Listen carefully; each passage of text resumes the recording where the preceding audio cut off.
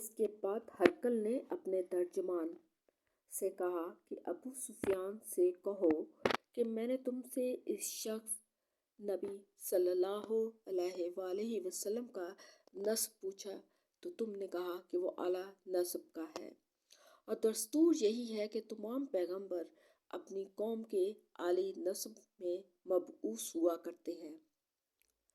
اور میں نے تم سے پوچھا کہ آیا نبوت کی بات کسی اور نے بھی ان سے پہلے کہی تھی؟ تو تم نے بیان کیا کہ نہیں۔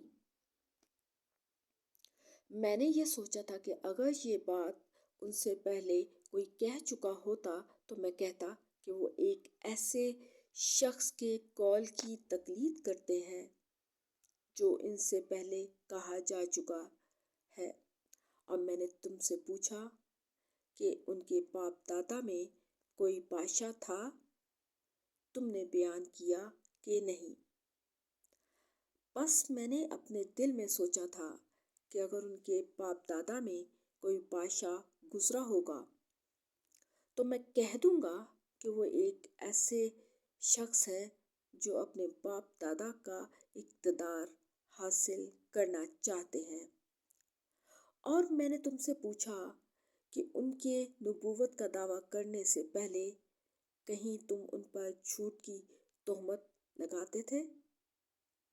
تو تم نے کہا کہ نہیں۔ بس میں اچھی طرح جانتا ہوں کہ ایسا نہیں ہو سکتا کہ وہ لوگوں پر جھوٹ باندھنے سے پرہیز کرے اور اللہ پر جھوٹ بولے۔ میں نے تم سے یہ بھی پوچھا کہ بڑے لوگ ان کی پیروی کرتے ہیں یا کمزور لوگ؟ تم نے کہا کہ کمزور لوگ۔ دراصل تمام پیغمبروں کے پیروکار یہی لوگ ہوتے ہیں۔ اور میں نے تم سے پوچھا کہ ان کے پیروکار زیادہ ہوتے جاتے ہیں یا کم؟ تو تم نے بیان کیا کہ زیادہ۔ در حقیقت ایمان کا یہی حال ہوتا ہے، تا وقت کا وہ پایا تکمیل کو پہنچ جاتا ہے۔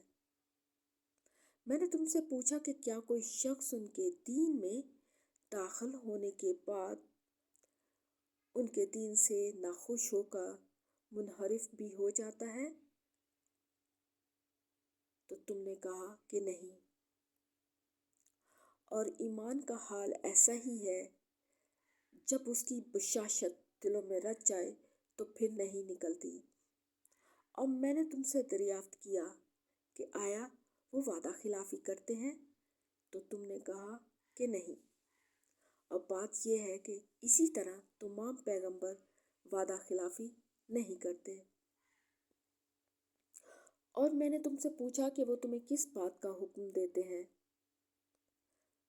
تو تم نے بیان کیا کہ وہ تمہیں حکم دیتے ہیں کہ اللہ کی عبادت کرو اور اس کے ساتھ کسی کو شریک نہ ٹھہراؤ، نیز تمہیں بتوں کی پرستش سے منع کرتے ہیں، اور تمہیں نماز پڑھنے، سچ بولنے اور پرہیزگاری کا حکم دیتے ہیں۔